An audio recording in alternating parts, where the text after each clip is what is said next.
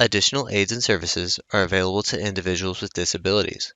To make such a request, please contact us by email by clicking the Help tab in the PD portal or at pdportal@tamu.edu, by phone including Relay Texas at 1-800-441-7323, or in writing to Train PD, PD Portal Support, 4477 TAMU, College Station, Texas 77843. Both a transcript and accessible document of the content presented in this webinar can be found as resources in the course description. Click on the blue links under Course Resources in the description. When a link is clicked, a new browser window will open.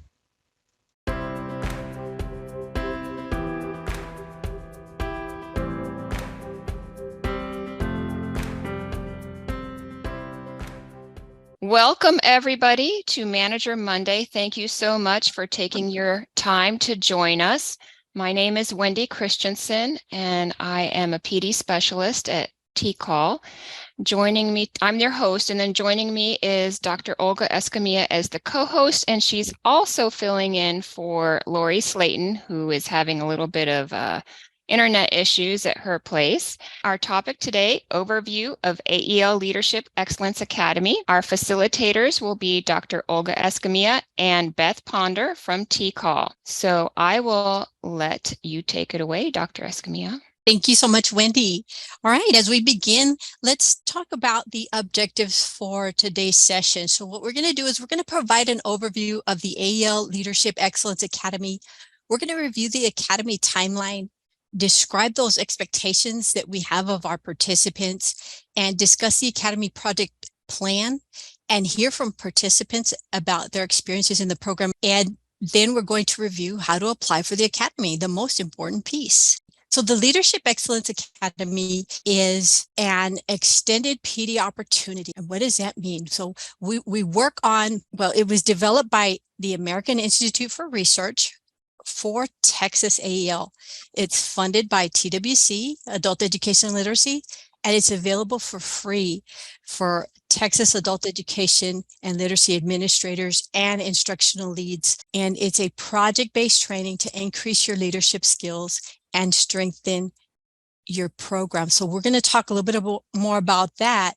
But before we do, I'd like to go ahead and introduce who is on the Texas AEL or LEA Leadership Excellence Academy team. So we have Lori Slayton, and she is our TWC AEL representative. And then we have our own Beth Ponder, and then we have myself, Olga Escamilla.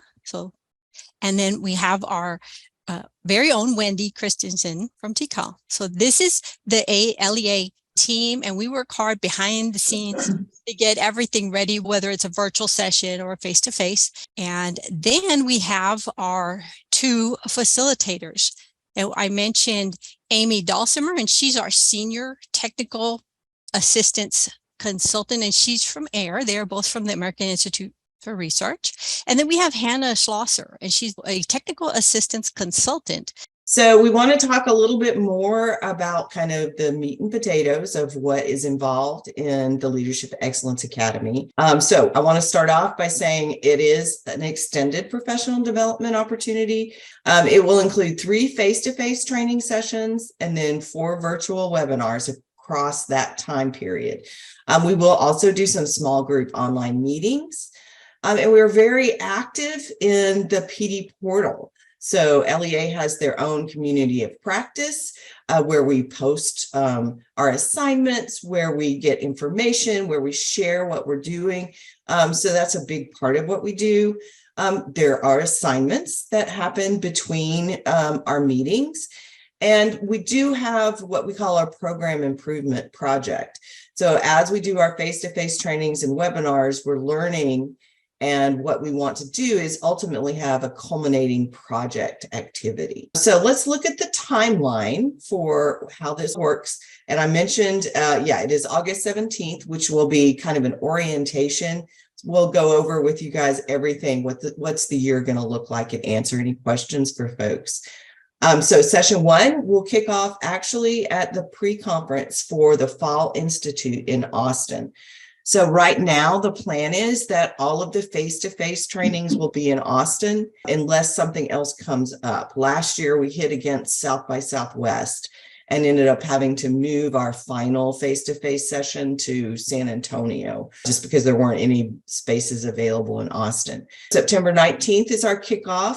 And then we'll have a series of webinars throughout the fall, one on the 18th of October, November 8th, and then December 5th. And then, so that will wrap up before Christmas break. And then our second face-to-face session will be a day and about 3/4. So it's not just a day and a half. We'll go to about 3, I think, that second day. So January 18th and 19th in Austin. Then we're going to have some small group meetings online, webinar 4 in February. And then our final culminating face-to-face training will be March 29th. So let's talk a little bit about what our expectations are of our participants.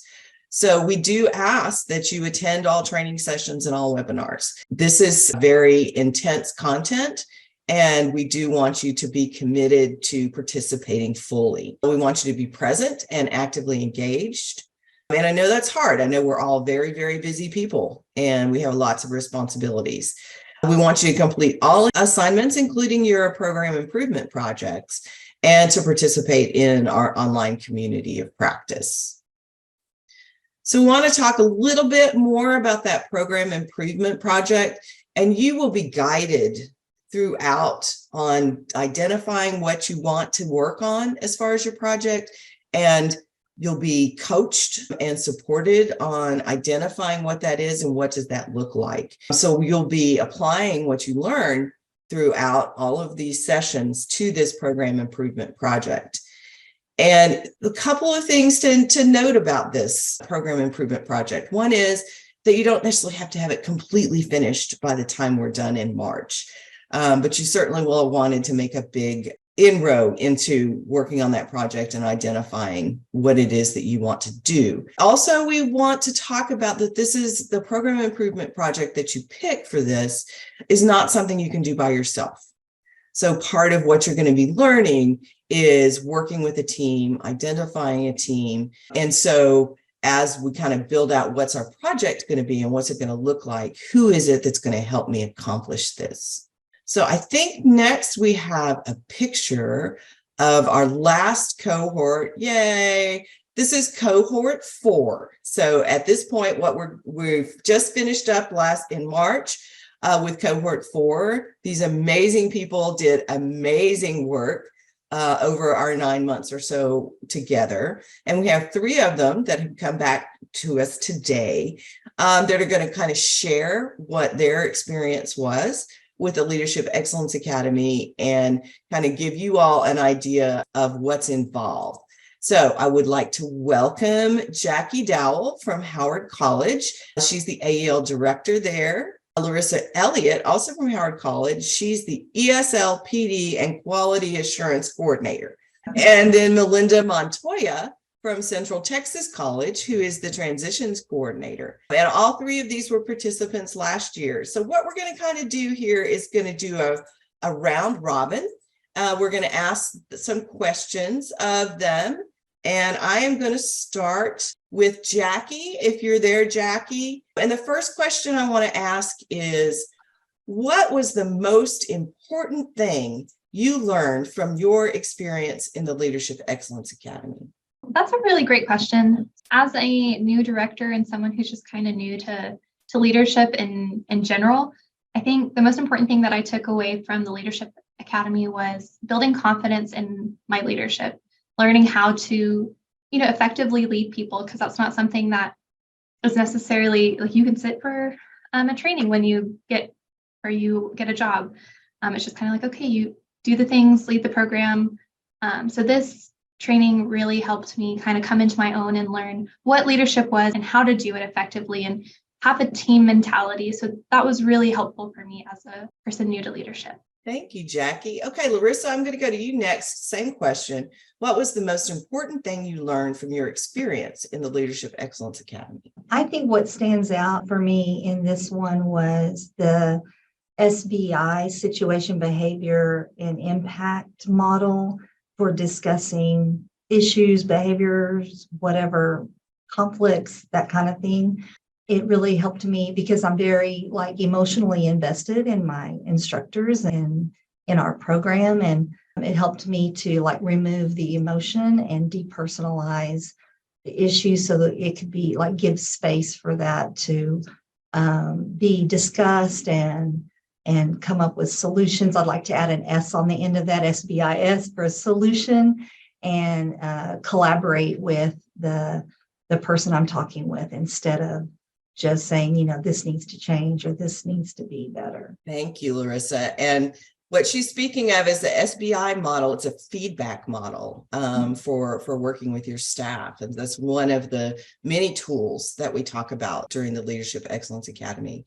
And Larissa and Jackie are kind of interesting because they actually went through the Leadership Excellence Academy as instructors way back when in our very first cohort. And so they've come back this last year as leadership. So we appreciate very much you all. So Melinda, if you are there, if you want to unmute. So the question again is, what was the most important thing you learned from your experience in the Leadership Excellence Academy? One of the biggest things I learned from this Leadership Excellence Academy was I needed to learn how to work as a team member. I kind of came in with that whole ego mentality when we talked about those different personalities. I want to get it done and get it done fast, but I had to learn that, we need to slow down, and I needed to get the confidence to create the team and work as a team to build those relationships and allow them enough autonomy to get their portion done. And then we could all come together and have a successful program. But that was my biggest takeaway, was teamwork. To coin a corny phrase, teamwork is dream work, and it truly is. Being able to work as a team is amazing. Thank you, Melinda. And while I've got you, why don't I go ahead and throw the second question to you? So what was your program improvement project that you worked on? My project improvement program, we had a shortfall in our IET funds. So we needed to figure out a way to do some braided funding. So we decided to see if we could implement the ability to benefit program. I worked together with our academic dean, creating the career pathways so she could approve them, so we could then move forward with financial aid. And they worked on their end doing all the dream work. And I also worked with our marketing team with Leah Riggs. She helped us create the video, an informational video to post on our website so that our students would have an opportunity to hear about the great programs we had for them and how they would be able to benefit from the programs. Well, thank you, Melinda. That's an important takeaway from the Leadership Excellence Academy, that working with a team is super important. And I'm glad Hannah, as our facilitator, was able to support you in that. So Larissa, how about you? What was your program improvement project? So I called mine reorientation for ESL, and like a couple of other projects, was looking at orientation because we had experienced people in that population that had called to get information, signed up for orientation, but maybe didn't show up or complete orientation. And then we also were losing people between orientation and their first class. And so we were looking at improving and changing orientation practices in order to get those people through orientation and get them to their first class and to 12 hours participation status. So it was kind of a threefold goal.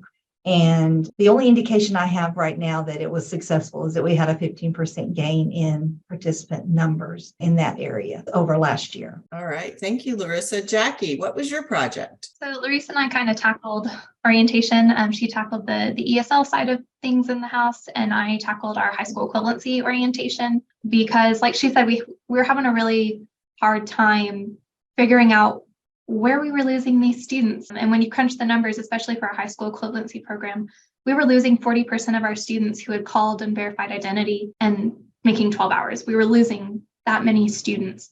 And so our project was really to look at both programs because we know those populations are unique and they have their own set of processes. So I looked at the high school equivalency side of things and was trying to figure out, was it something we were doing? Is it something we needed to look at with a fine tooth comb and figure out, is it something we're doing, we're losing these students, or is there something going on in our community that we need to be better at connecting our potential students with resources, or what was going on? Why are we losing that many students between them calling and signing up for orientation and then making it to 12 hours. Thank you, Jackie. And one thing I'll note here for anyone who's interested in potentially participating in the Leadership Excellence Academy, that Larissa and Jackie are from the same program, and they had a project that they kind of worked on together, but they had their own individual pieces of that.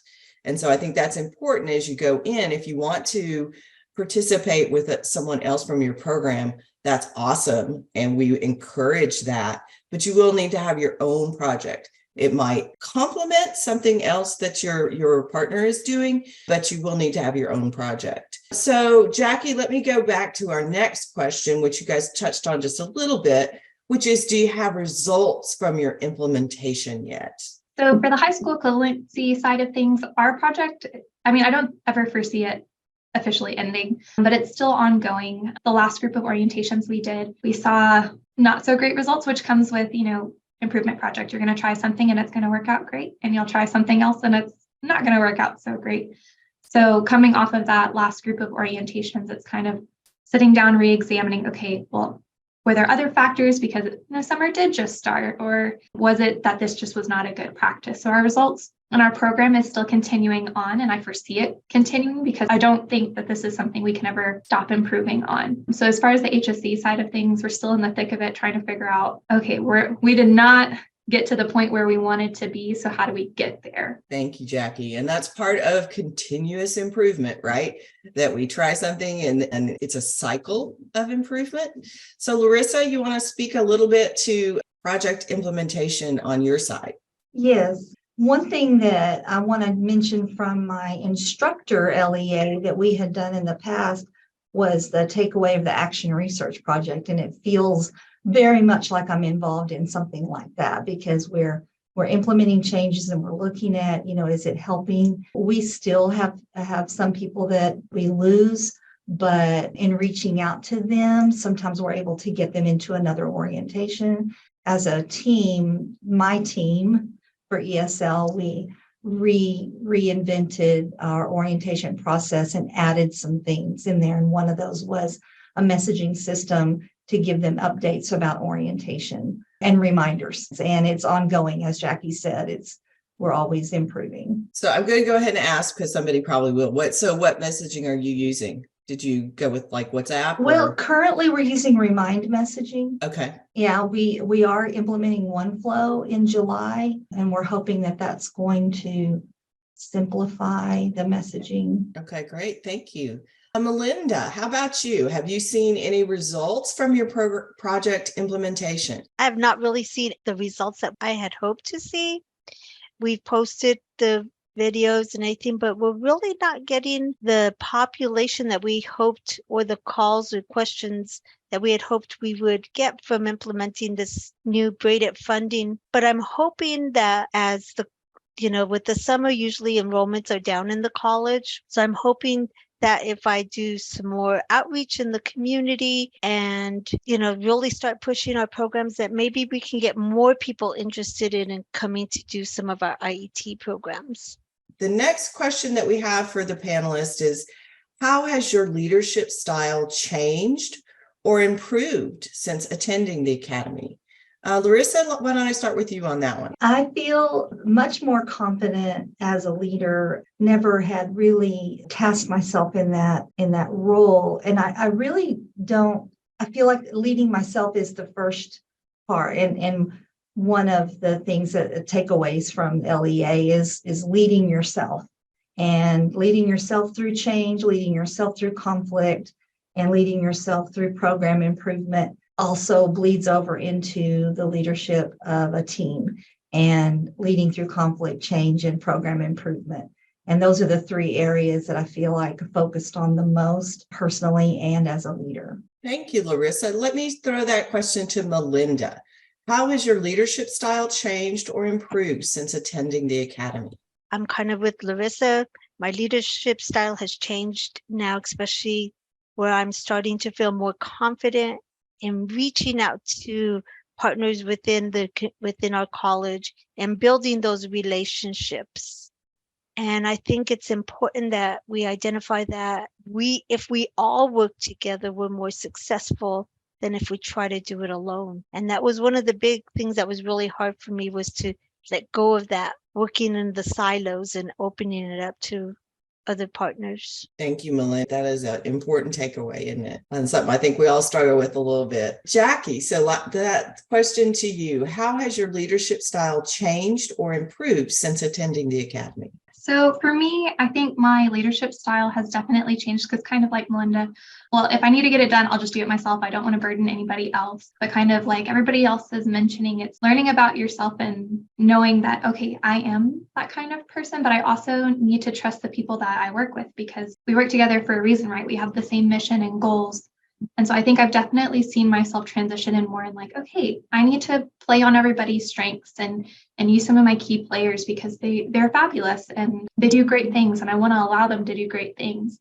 And so for me, that's been the biggest change, kind of letting go some of that. Well, I don't want to burden anybody else. Let me just do it by myself. It'll be fine. And, really letting other team members grow and step into their own leadership styles. And it's really, really been nice to kind of step back and see, okay, I've got a team who knows what they're doing. And I learned all about those, different styles of people that you have through this academy, and kind of seeing what team members I have and playing on those strengths. So that way we've got a fully well-rounded team, and that, we've all got our strengths and they all play into one another. I think it's really reflecting on our program and how it's growing as well, whenever you kind of step back and let your key players do what they're good at, and it's going to reflect in your program. Awesome. Thank you. So I have one other question I want to throw at Jackie and Larissa, because they participated in the Leadership Excellence Academy together. So anything that you would say about that experience to another potential participant who might be thinking about participating together with someone from their program? Going through this with Jackie, not only for the instructor, but so we've done this twice now together, and the conversations that we have when we're not in the meeting is just as important a part of our growth and our, collaboration as being in the meetings together, because we're not always in the same groups in the training, but the conversations that we have the rest of the time are very productive. Jackie, anything you'd like to add to that? I certainly do. I think Larissa's right on, got the nail on the head there. It's all about the conversations that we have in the car from the face-to-face trips. Those were some of the best conversations we had. And I also think it made an impact whenever you do have this big project that you've got to tackle, where it's not just one person from, your team saying, hey, we got to make some changes. Let's try something new. It was both of us like, hey, we're tackling this issue together. This is important. I think it just placed that much more emphasis to the rest of our team who hasn't gone through this yet, that, okay, this is big stuff and it does need to happen. And both of them are doing it, and both sides are super important, and it's just only going to help our program. And then on the flip side of that, working with Larissa, it's been really nice to kind of see each other grow and see how our leadership has changed, and we can encourage each other and kind of refer back to materials. We talked about this, but I need help like having this difficult conversation with someone. You got a different experience about it. Like, let's talk about it. How would we tackle this? And I think that has been a great team builder for us, and being able to have those experiences and kind of rely on each other with the experiences we got out of the academy. Awesome. Thank you, Jackie. Melinda, I'm going to give you another opportunity to reflect on anything else that you feel like you want to share from your experience and your growth over the last year. I would recommend this to anyone that is willing to take this opportunity. I know that it's changed the way I see myself, the way I see my coworkers, and even my students. It's bled into that I can identify with them, because it broke down a lot of the barriers that I had in being successful. And I can see how our students struggle with a lot of the same barriers. So it created that more empathetic type of leadership, but I don't even know how to put it into words. It has really been an amazing opportunity. And I'm so thankful that I had the opportunity to go through this. Well, And thank you. Thank you, Melinda. We appreciate that. So at this point, I want to open it up to questions from our participants. While we have our panelists here, either questions for the LEA team or questions for our panelists. And while I give people an opportunity to type questions in the chat, if there's anything any of the LEA team would like to add, I see that Lori Slayton was able to join us. Lori, is there anything you'd like to add to our audience while you're here? So we're going to take a good pause here and give people an opportunity to ask any questions. I would like to encourage anyone who maybe went through LEA, anybody that may have gone through several years ago, to consider going through again, because we've just grown and changed so much with the materials and the leadership skills that we focus on. And it's just amazing the transformation that has come about in the last couple of years, especially. So I just encourage you, if you have the opportunity, to go ahead and join. We'd love to have you. It's always very exciting to start a new cohort. You know, I know with all the things T-Call does, we make you do an evaluation, but we look at those and we take them seriously. And with the Leadership Excellence Academy, we actually have done like days of planning afterwards. Where can we improve? And I kind of feel like in some ways, we as the T-Call and TWC and AIR team are modeling that kind of continuous improvement process. Because we look at evaluations, we look at all of the materials, and every year we have grown, I think, I would like to add that just to reiterate that there's the administrator side, but there's also the instructor leader side.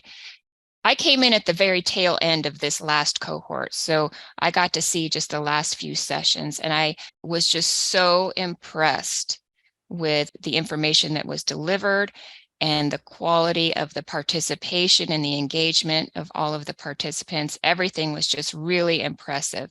So as far as I'm concerned, I would highly recommend it to anybody that is either on the administrative side or instructional leadership side. It's also very beneficial there. Thank you for that, Wendy. And I will say, I actually worked on a Leadership Excellence Academy project that came from the state directors of adult education prior to moving to Texas and joining T-Call.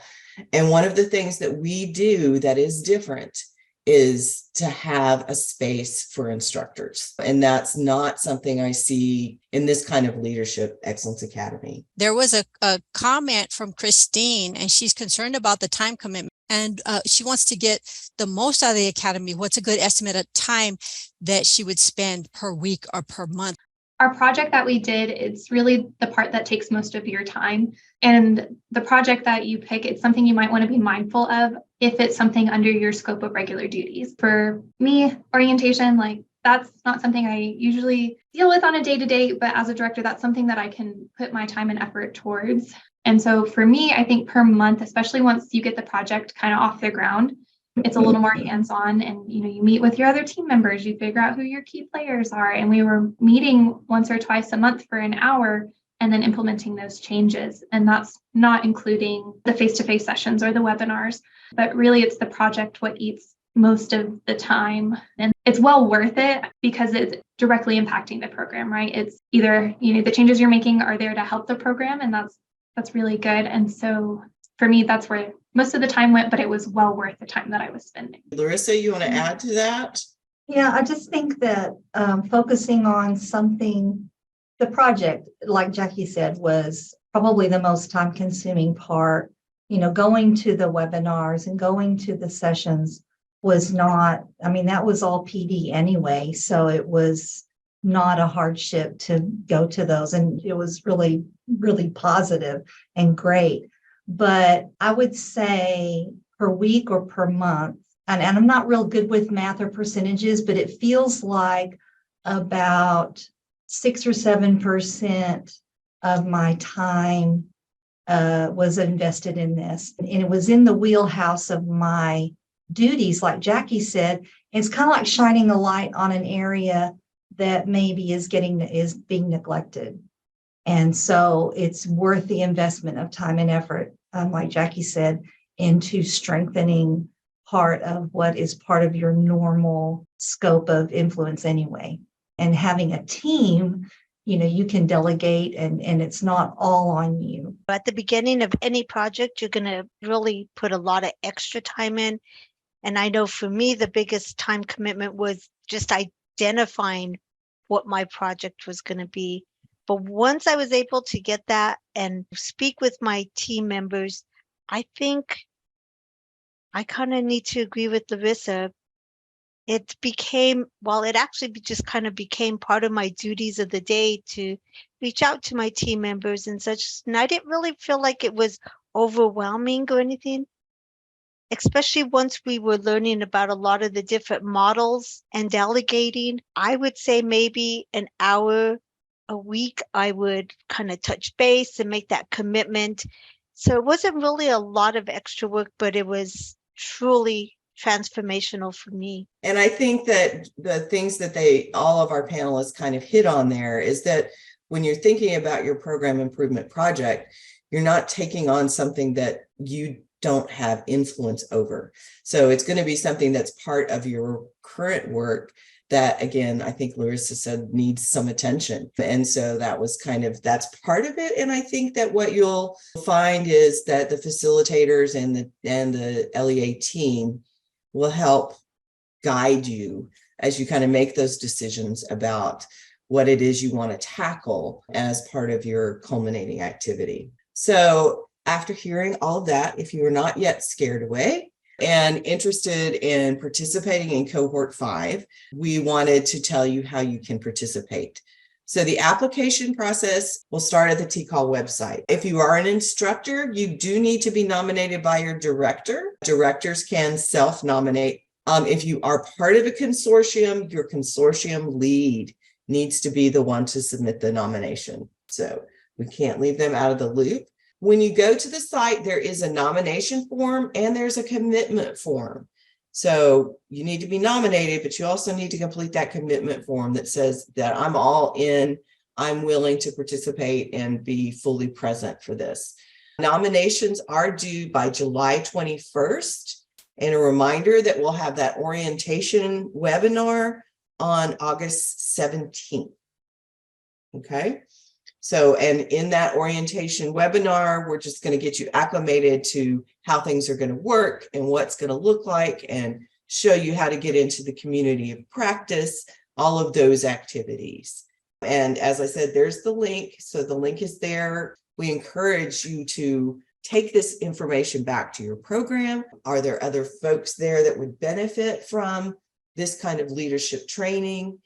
I know that myself and my team are fully supportive of this work. I think it's important work, and we think it's really affirming training that can support you and your program in your continuous improvement project needs. Let's take a moment again to pause and see if we have any questions, and then I'll let you have about 10 minutes of your life back.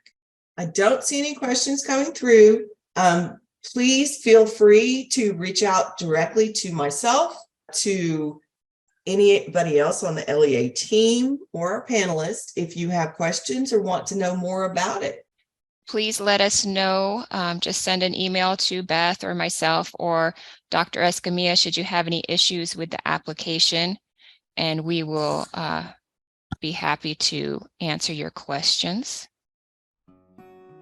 Final test with a score of 80% or greater and have received your certificate of completion, please take a few moments to complete the course evaluation. Participant feedback helps Train PD at TCAL continue to provide high-quality professional development. To leave a course feedback, please go to the completed portion of your transcript. To do this, hover over the My Learning tab and select View Your Transcript. Click on the drop-down arrow next to the word Active and select Completed. Then, click Evaluate in the drop-down menu next to the course you just completed. Please note that your feedback is greatly appreciated.